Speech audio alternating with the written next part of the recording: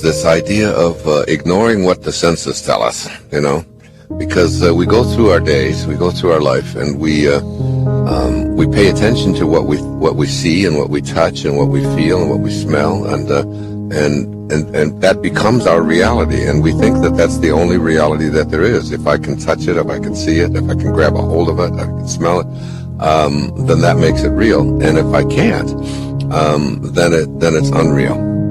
And what this is really about is understanding the power of our imagination, so that when we put an I am, let's just say you've got you've got a cold or you've got a flu or something like that, and if you're putting into your imagination, I am well, I am perfect health, I am well, but you watch your nose and it sneezes and it's running, and you got a fever, and you're tired and all of that.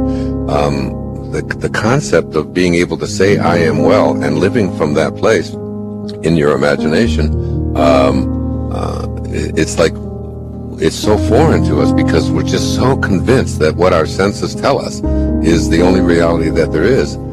And what this is really all about is being able to live from the end and put it into your imagination, and regardless of what your senses tell you, regardless of what it says on the internet, regardless of what information people are sending to you, regardless of what it says on TV or articles that you read or whatever it is, whatever I am you would like to have, including I am prosperous, I am abundant,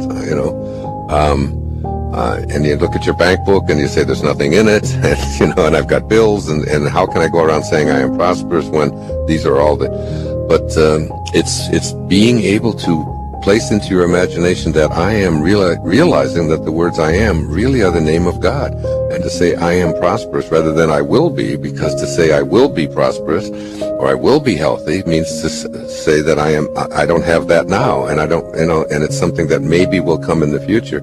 And until you can assume a feeling of something in your imagination and just live with it regardless of what all of the other physical evidence says, because basically what we learn is that the physical world is just an illusion, that it's what's in our imagination that is the real the real truth.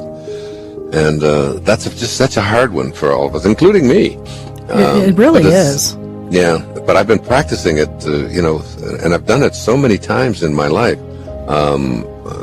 Being able to say I always give the example of when I'm writing a book, I have the jacket of the book already made in advance, long before I ever write the first word, and I wrap it around another book, and it's right in my writing space. And every day I already say that this is already complete, because I'm looking at it.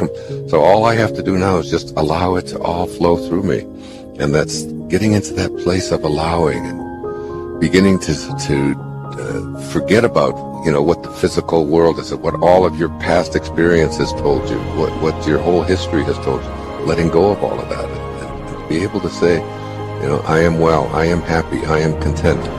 In the Bible, in the book of Joel, there's a wonderful line that says, let the weak man say, I am strong.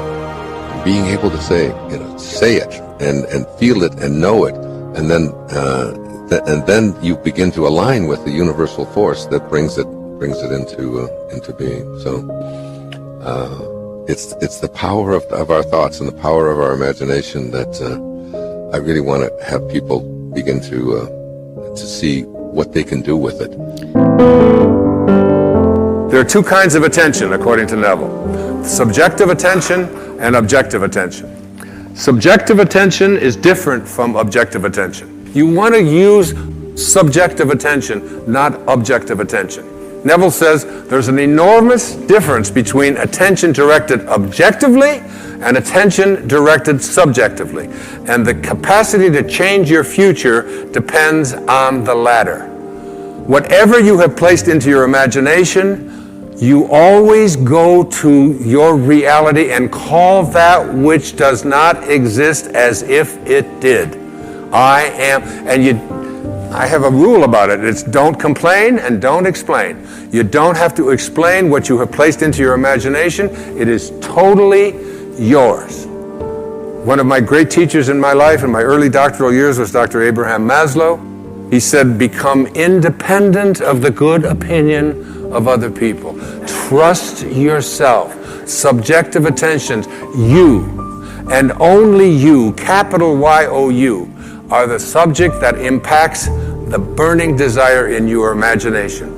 You are living and feeling as if your future dreams are a present fact.